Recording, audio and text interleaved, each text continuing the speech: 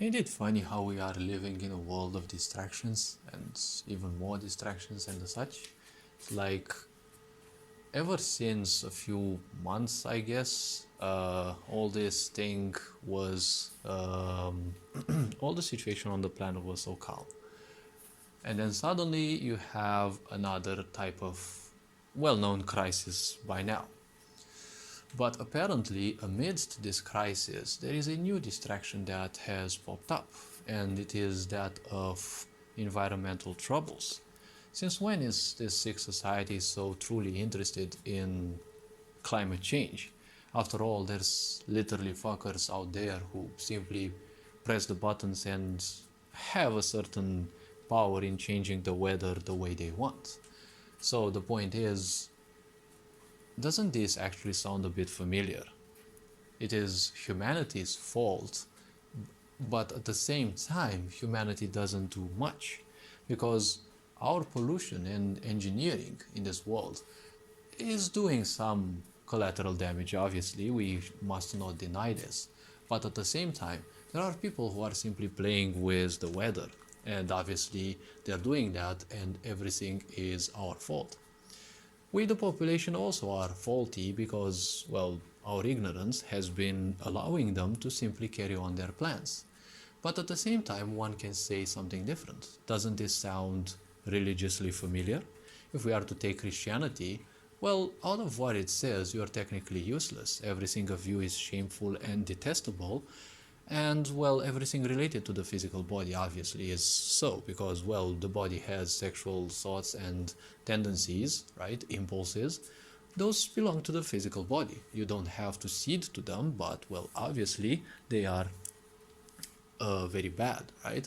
And well, everything that you can think is detestable. So technically, you are a tiny nothing, right? And God is everything. So obviously, God is in control. But don't we actually have people in this world who are playing God? So the question is, was Christianity created to worship a true God? As a sign of existence and, something better that we should tend towards? Or was it just some kind of predictive programming to, worship the gods that, you know, want to show their face right now and they're actually showing their fangs because their society has broken?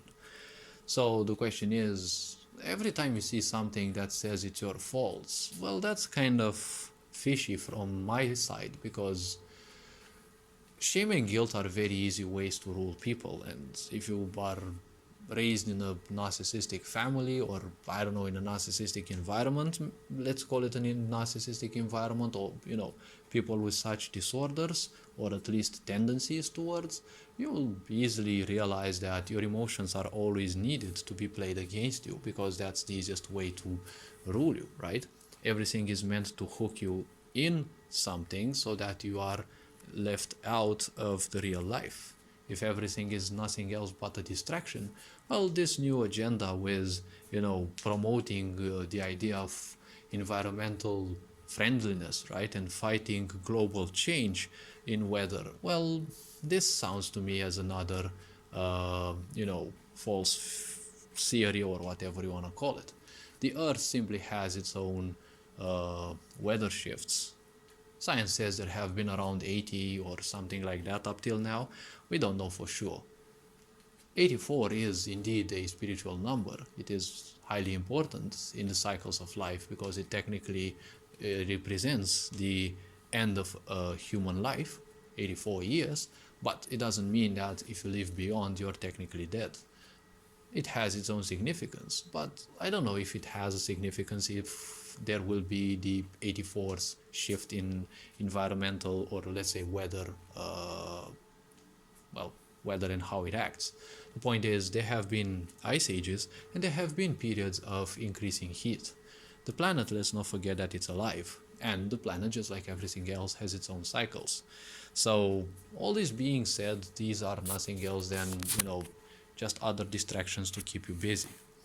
All this being said, well, hopefully this video was introspective enough. You are appreciated. Take care. Ferenc Board signing out.